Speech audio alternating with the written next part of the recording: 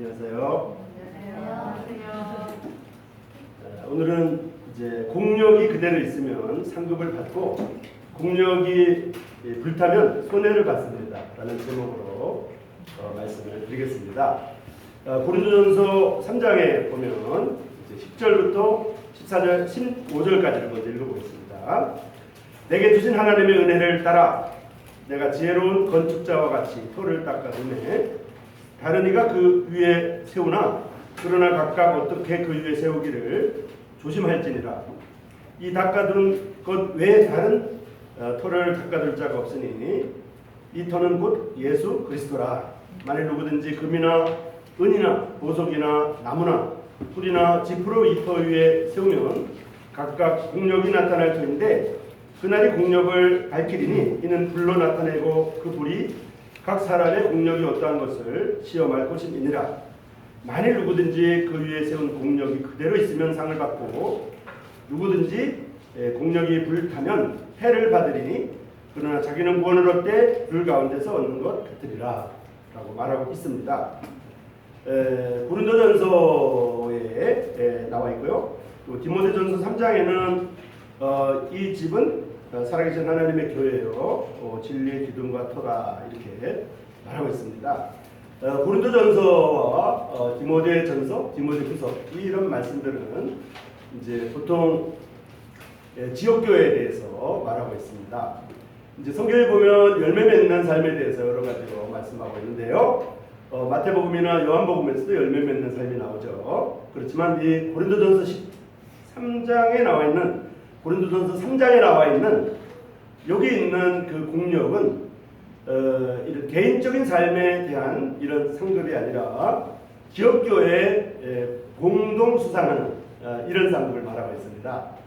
이제 지난 수양회 때 이제 이렇게 교회가 같이 이렇게 특성을 했잖아요. 이런 것처럼 형제자매님들이 이제 주님 나라 가시면 이제 각 사람이 행한 대로 상급을 받는 개인적인 수상이 있고 또 그 지역에서 함께 공동으로 섬겼던 것에 대한 공동 수상이 있어요. 이제 여기는 여기 있는 공력은 그러한 공동 수상의 내용을 말하고 있습니다. 그래서 여기 있는 내용은 이제 다른 열매하고 조금 다르다고 이렇게 생각합니다. 그래서 열매란 말을 쓰지 않고 공력이라는 말을 쓰고 있죠.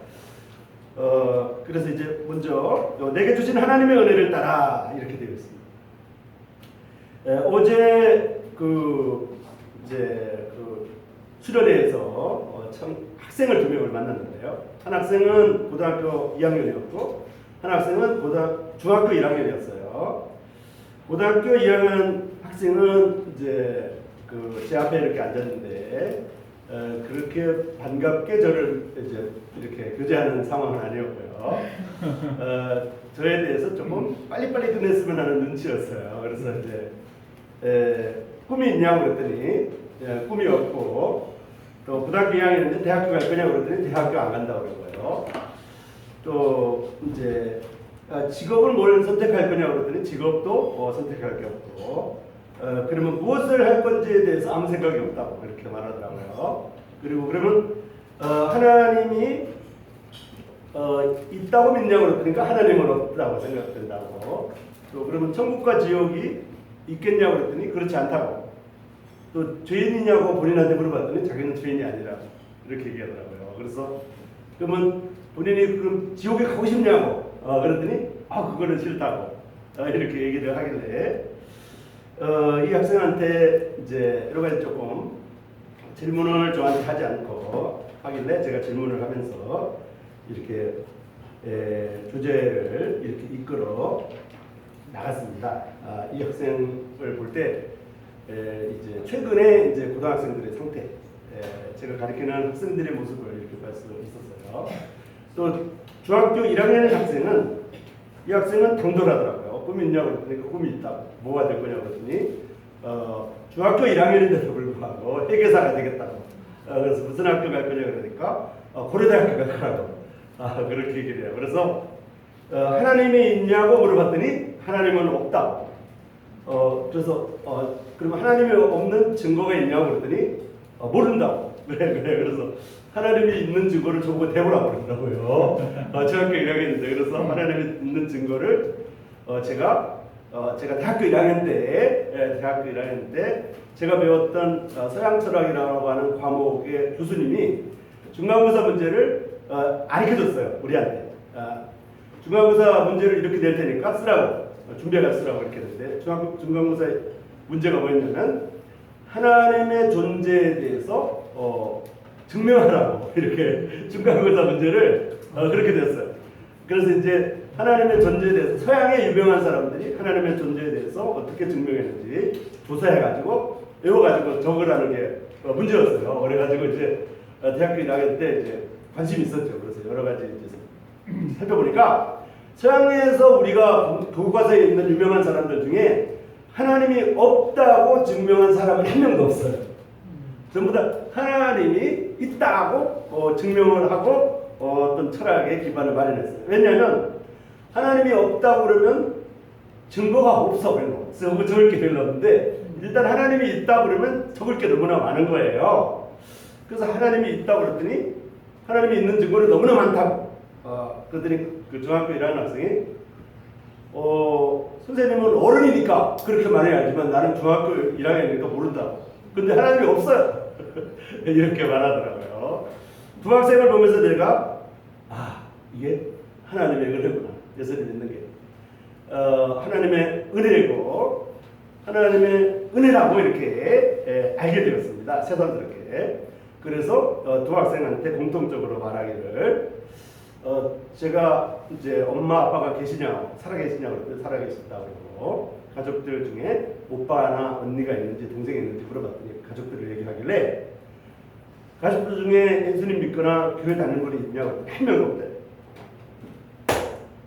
저도 이제 어머니나 아버지나 이모나 삼촌이나 아무도 예수님 믿는 사람이 없었어요. 제 가족 중에. 그런데 제가 하나님을 믿으려고 노력한 것도 아니었고 애쓴 것도 아니었는데 어느 날 믿어졌다고 이렇게 고백을 하면서 이제 두 학생에게 한 번 죽는 것은 사람에게 정하는 것이고 구에는 심판이 있다고 하는 심판에 대해서 알려줬습니다.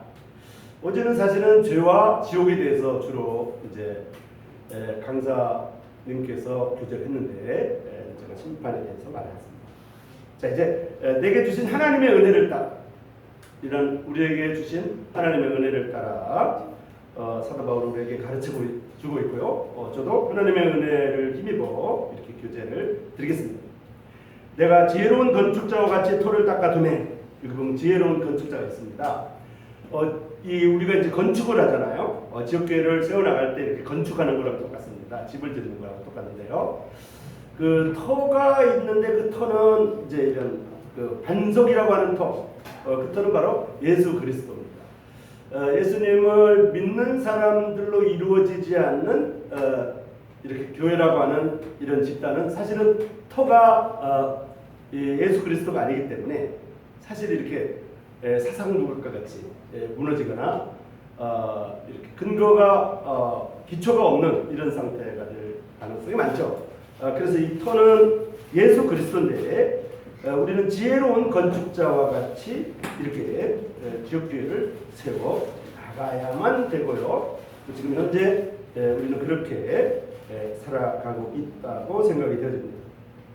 이 터를 닦아둠에 다른 이가 그 위에 세우나 그러나 각각 어떻게 그 위에 세울 것을 조심할지니라. 이렇게 하면서 닦아둔 것 외에 능히 다른 터를 닦아둘 자가 없으니 이 터는 곧 예수 그리스도다. 아까 어떤 형제님이 이제 예수 그리스도의 이름이 가장 존귀하고 가장 이제 값어치 있다고 하는 찬성을 택했잖아요. 그래서 사실은 예수님의 이름보다 더 귀한 것은 사실 없어요. 예수님의 이름보다 더 가치 있는 것 이런 것들은 없습니다. 그래서 이제 이 지역교회를 세울 때 그 터는 예수 그리스도라고 하는 터, 예수 그리스도라고 하는 터입니다. 자, 만일 누구든지 금이나 은이나 보석이나 나무나 풀이나 짚으로 이 터 위에 세우면, 자 이제 교회를 세워 나갈 때 여러 가지 재료로 사용할 수가 있겠죠. 어떤 교회들은 이제 금으로 세우고, 어떤 교회들은 은으로 세우고, 어떤 교회들은 보석으로 세우고, 어떤 교회들은 나무로 세우고 어떤 교회들은 풀로 세우고 어떤 교회들은 지프로 세울 것이다. 자, 외형적으로 어떤 것이 더 화려하고 어떤 것이 더 크게 보일까요? 어떤 것이 더 사람들이 많이 모이는 모습일까요? 금이나 은이나 보석은 귀하기 때문에 숫자가 적기 때문에 사람들에게 보통 감추어져 있습니다. 사람들은 금물 또는 은을 보석을 늘 이렇게 차고 다니지 않아요. 가끔 차고 다니고 또 어디 가면 잊어버릴까봐 이렇게 보관하고 집에 가면 좋은 그 보석 상자, 금 상자에다가 해가지고 이렇게 깊숙한 곳에 감춰두거나 보관해야 됩니다. 근데 나무나 짚이나 풀은 그렇지 않잖아요. 나무나 풀이나 짚은 굉장히 이렇게 크게 이렇게 될 수가 있어요. 그리고 나무로 집을 지으면 굉장히 크게 지을 수도 있고요. 나무는 뭐 보관하거나 이렇게 싸맬 수도 없고 오히려 드러나는. 풀도 마찬가지, 집도 마찬가지.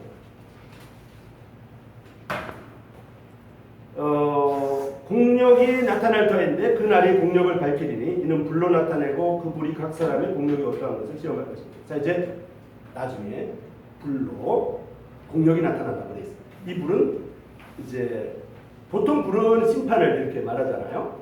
이 불은 믿는 사람들에 대한 심판이기 때문에 이것은 이제 지옥 심판은 아니죠. 이 불은 바로 그리스도의 심판대라고 우리가 생각해 볼 수가 있어요. 자, 이제 이 심판을 할 때, 이걸 이제 카운트를 할 때, 계산할 때, 만일 누구든지 그 위에 세운 공력이 그대로 있으면 상을 받습니다.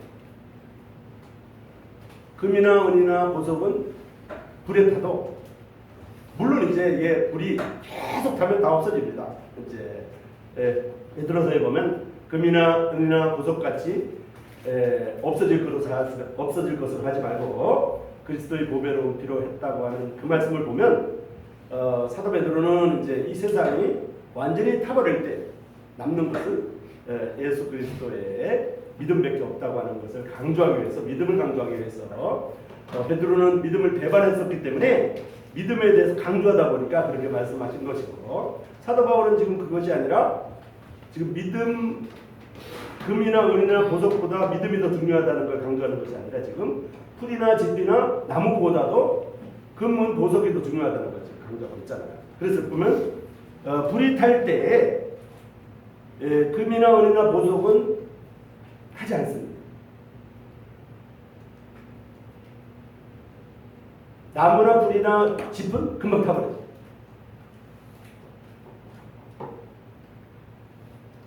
자, 그래서 이 금이나 은이나 보석 같은 경우는 상급을 받는 것을 생각해봤고요. 그 다음에 이제 공적이 불타는 것, 나무나 풀이나 집 같이 이런 것들은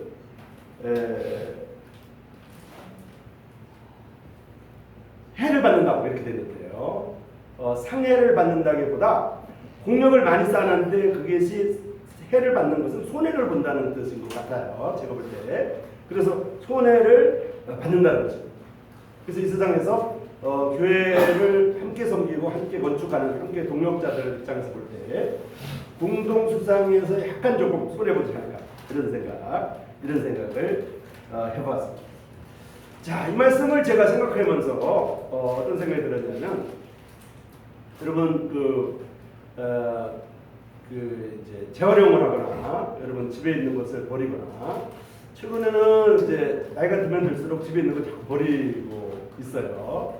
버리다 보면 이제 이렇게 또 이제 제가 스트레스를 많이 받거나 어려움을 당할 때 제 취미가 뭐냐면 집에 있는 가전제품을 전부 다 뜯어요.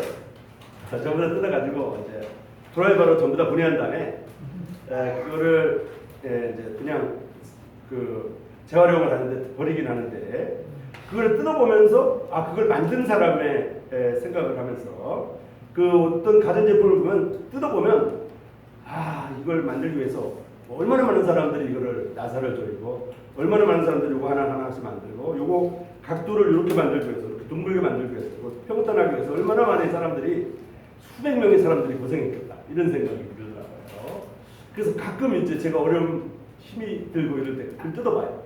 그래서 한 개 한 개 이렇게 나중에 쓰레기장에다 다 버리는데, 그러면서 느끼는 게 뭐냐면 이 말씀이 생각나더라고요. 금이나 은이나 보석 같은 거. 컴퓨터 고장나면 컴퓨터 고장난 거를 그 고물상에서 사거든요. 거기서 왜 사는지 아세요? 컴퓨터 안에, 기판 안에 있는 금이 조금 있어요.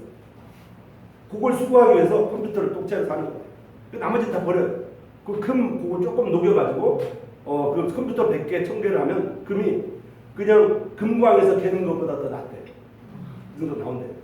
금 유관점 하려고. 그리고 또 이제 가전제품 같은 거 보면 거기서 가전제품을 중고로 사는 사람들의 얘기를 들어보면 거기 아주 중요한 게 있어요.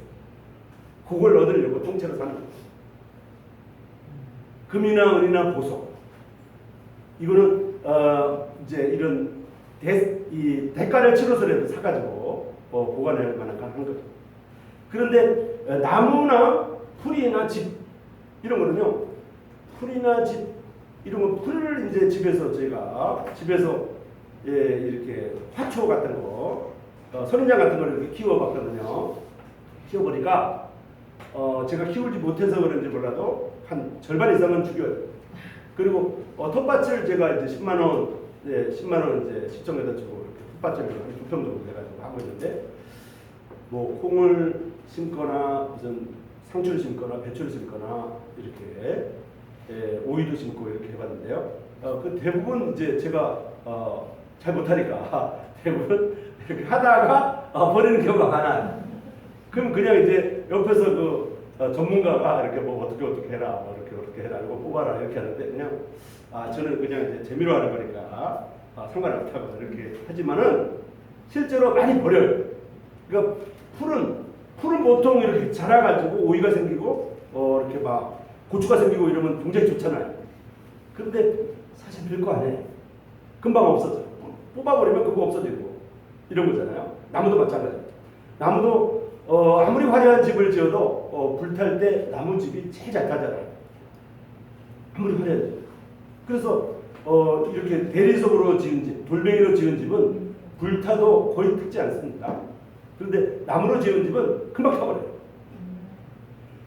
나무나 풀, 그다음에 짚은 더 하잖아요. 짚은 그냥 덤불 같은 거니까요. 건불 같은 거니까 불이 타면 그냥 다 타버리고 한 개도 제도 남지 않고 이렇게 완전히 타버리죠.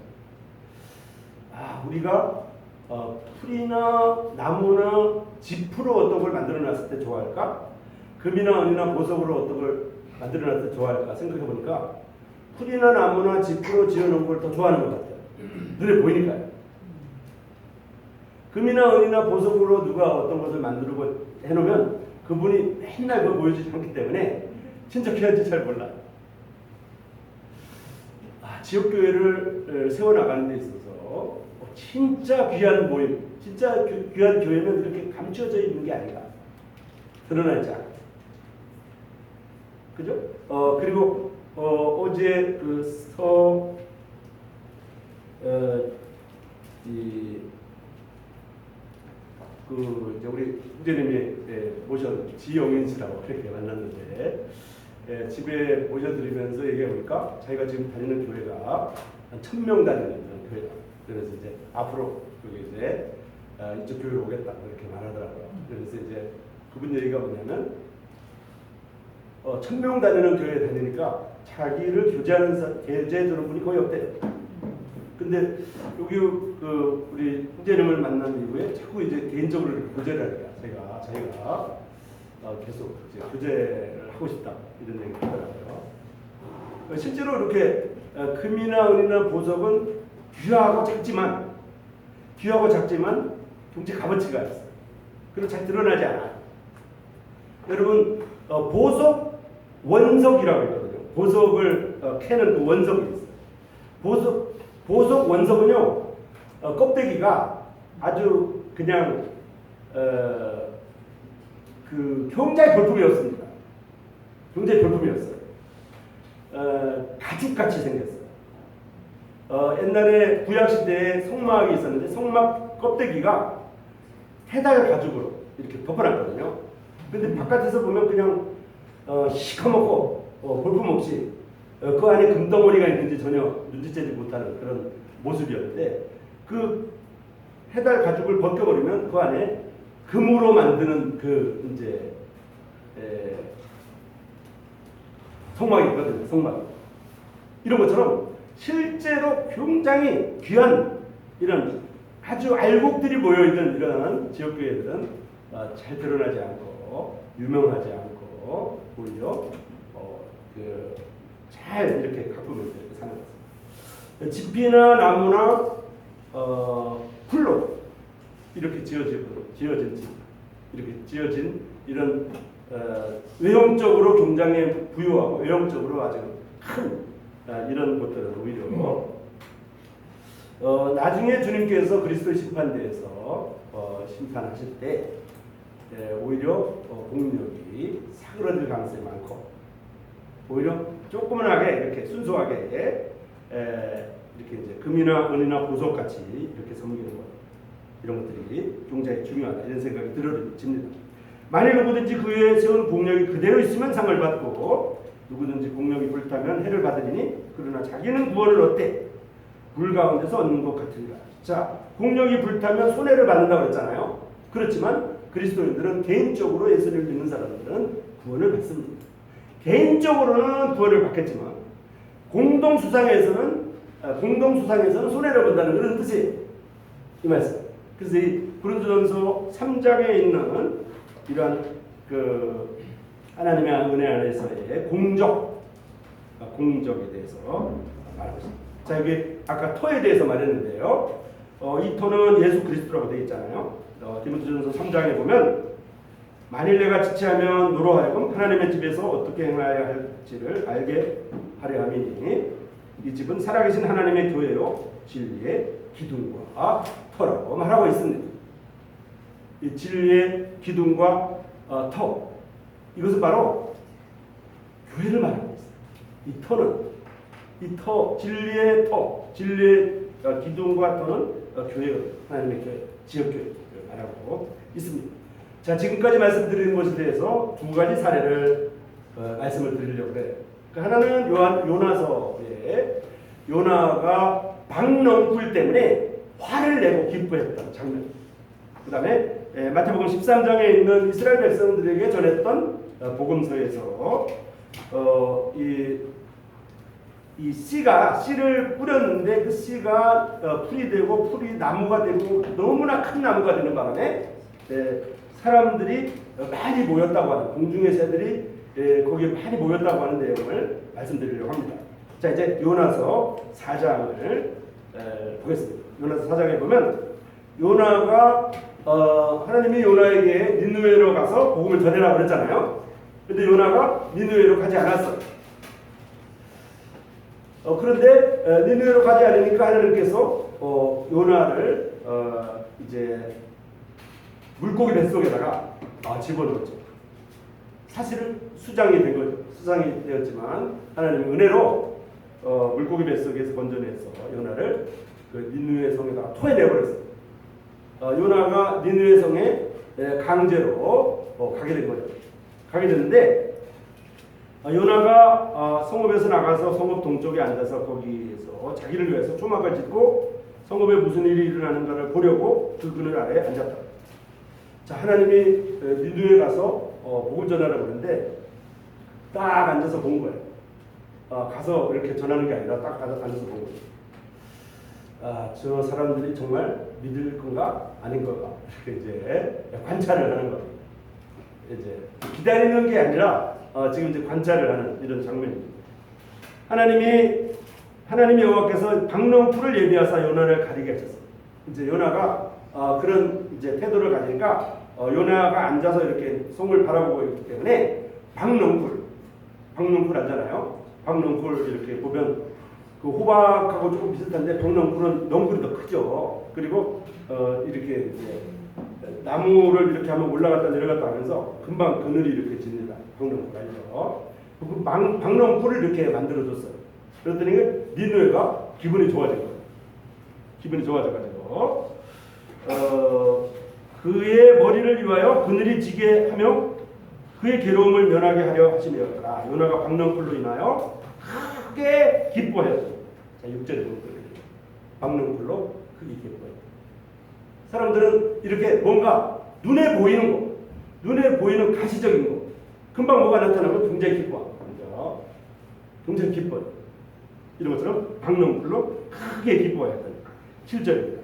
하나님이 벌레를 예비하사 이튿날 새벽에 그 박넝쿨을 갉아먹게 하심에 시든지라.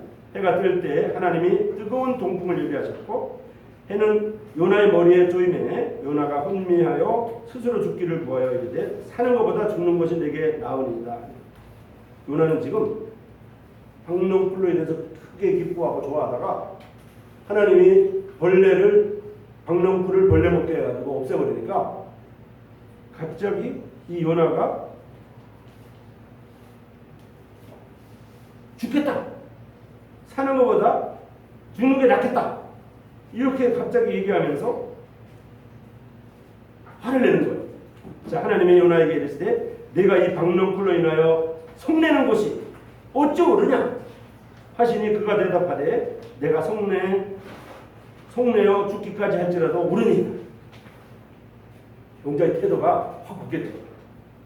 여호와께서 이르시되 내가 수고도 안 했고 재배도 안 했고 하룻밤에 났다가 하룻밤에 말라버린 이 박넝쿨을 아꼈거든. 하물며 이 큰 성읍 니느웨에는 좌우를 분별하지 못하는 자가 12만 여명이요 가축도 많이 있나니 내가 어찌 아끼지 아니하겠느냐 하시니라. 자, 보세요. 자, 우리가 지역교회를 세워 나가는 건축자들로서 이렇게 나갈 때 가장 중요한 건 뭐예요? 영혼들이 구원받는 거예요. 영혼들이 구원받기 하기 위해서 여러 가지 박넝쿨 같은 여러 가지 나무 심고 박넝쿨을 심고 짚을 심고 여러 가지 이렇게 막 여러 가지 이렇게 부수적인 일이 있겠죠. 근데 그 많은 일을 하는 것이 잘했다 잘못했다 이걸 얘기하는 것이 아니라 실제로 열매가 있어야 된다. 실제로 요나가 니느웨로 간 목적은 지금 12만 명한테 복음 전하러 가는 거지. 너 지금 하나님인 내가 너에게 박넝쿨 이렇게 만들어가지고 너 기쁘게 하려고 여기 데려온 거 아니야. 이렇게 얘기하는 거예요. 근데 우리가 지역교회 건축자들로서 이렇게 주님을 섬겨나갈 때 여기 안에서 나를 섬겨주는 형제자매들, 나를 기쁘게 하는 형제자매들 때문에 기뻐하고, 그리고 나를 섬겨주는 형제자매들이 없어지니까 나를 섭섭하게 하는 형제자매들이 생기니까 막 화를 내고, 혹시 그럴 수가 있잖아요. 또 이제 교회 오면 많은 먹을 게 있거나 선물을 많이 주면 기뻐하고, 오늘은 선물이 없으니까 조금 슬퍼하고 화를 내고 이럴 수 있잖아요. 근데 사실 이제 교회들에서 그런 모든 것들을 할 수가 있습니다. 이제 제가 판단하는 건 아니고요. 모든 걸 할 수 있지만 실제로 중요한 것은 열매예요. 실제로 중요한 건 열매예요. 이 니느웨 성에 12만 명에게 복음 전하는 거였는데 요나는 박넝쿨을 덮어준 거를 굉장히 막 기뻐하다가 박넝쿨을 없애버리니까 막 속내고 화를 내는 거예요. 그래서 아까 금이나 은이나 보석이 아니라 풀이나 나무나 집 중에 이게 박넝쿨이 뭐예요? 풀이잖아요. 이 풀 때문에 여기 이제 이 요나가 지금 하는 행동을 우리 교회에다가 이렇게 적용해서 말해 보면 교회가 굉장히 번창하고 외형적으로 굉장히 커지고 막 이렇게 그 교회 가면 막 여러 가지 혜택을 받고 이런 모습을 볼 수가 있어요. 외형적으로 커지는 대형화되는 이런 모습. 근데 사실 그것보다 금이나 은이나 보석처럼 한 명 한 명 이렇게 한 걸음 한 걸음 순수하고 순전하고 이렇게 이제 순수한 이런 것들이 사실 더 귀한 거잖아요. 그렇잖아요. 이걸 지금 말하고 있는 거예요. 그리고 거기 가축도 많이 있는 거 아니냐, 생명들이 있는 거 아니냐 이렇게 말하는 거예요. 자, 이제 마태복음 13장에 보겠습니다. 마태복음 13장에는 또 하나 여기는 나무가 있는데요. 박넝쿨은 풀이었는데요. 나무. 이는 모든 씨보다 작은 것으로되 자란 후에는 풀보다 커서 나무가 되네. 궁중의 새들이 와서 그까지 깃들이 있는 마태복음 13장은 하나님의 나라에 대한 말씀입니다. 하나님의 나라에 대해서 정확하게 13장이 말하고 있습니다. 창세기부터 계시록까지 모든 내용들이 다 포함되어 있고요. 하나님의 일을 할 때 모든 그 하나님의 나라에 관한 설명, 그 얘기를 지금 제가 하려고 하는 건 아니고요. 그 하나님의 나라 가운데 외형적으로 번성된 이런 모습이 있다고 하는 것입니다. 그러니까 내실이 있게 꾸며지는 것도 있지만 외형적으로 번성된 모습이 있습니다. 그래서 마태복음 13장 32절에는 모든 씨보다 작은 것이지만 자란 후에 풀보다 커서 나무가 되고요. 나무가 어마어마하게 커지는 바람에 공중 새들이 와서 그 가지에 깃들고 이렇게 하는 거예요. 여러분 제가 주차를 할 때 말이에요. 여러분 이제 차를 이렇게 주차를 하실 때 주차할 때 이렇게 그늘 밑에 세우려고 나무 밑에 세우잖아요. 제가 이제 해보니까 가장 큰 그 주차하는 공간이 가장 큰 나무 밑에 세우지 않아요. 그래서는 제가 그 제일 큰 나무 밑에 세워놨다가 지금 저 바깥에 차에 오는 새가 똥을 싸고 그 제일 큰 나무보다 조금 작은 나무 밑에 세우면요 새들이 거기 앉지 않아요. 꼭 제일 큰 나무 위에 앉더라고요 새들이. 그래가지고 그 중내에 제일 큰 나무 말고 두 번째 나무 크기나 세 번째 나무 크기 밑에다가 주차를 하면 절대로 새들이 똥을 싸는 게 없어요. 그런데 제일 큰 나무 밑에 있으면 꼭 그게 똥을 싸가지고 저 지워지지도 않고 닦아지지도 않고요. 저기 굉장히 지금 뭐 대책이 없어요. 그래서 나무가 크면 이 교회라고 하는 간판에서 사람들이 많아지고 대형화되면 사람들이 모이게 됩니다. 사람들이 모이게 됩니다. 거기는 알곡도 모일지 모르겠지만 쭈쩌이가 더 많겠죠. 그렇지 않겠어요? 그래서 외형 내실이 없고 이 외형화가 굉장히 커졌을 때 이런 모습입니다. 그래서 이제 풀이나 나무, 집에 대해서는 성경에 비유하지도 않았어요. 풀이나 나무에 대해서 성경에 비유 말씀들이 여러 가지 있는데요. 집이라고 이렇게 검색을 쳐보면 거의 이 집이나 고린도서 3장 외에는 집이나라고 하는 단어가 없습니다. 성경에. 집은 너무 이렇게 비유할 번데기도 없을 정도로 이 불쏘시개로 집을 쓰면 너무 잘 타잖아요. 근데 집은 너무 덩굴이 크죠. 그렇기 때문에 그렇게 외형적으로 번성되는 것에 대해서 우리가 이해할 수가 있기 때문입니다. 자, 고린도전서 3장 9절을 이제 보겠습니다. 고린도전서 3장 9절에 보면 이렇게 되어 있습니다. 고린도전서는 아까 이제 제가 말씀드린 대로 고린도전서, 디모데전서, 디모데후서는 지역교회에 대한 말씀입니다. 지역교회에 대한 말씀. 몸된 교회, 전체적인 교회에 대한 말씀은 에베소서와 골로새서에 있고요. 에베소서와 골로새서에 있고 각 지역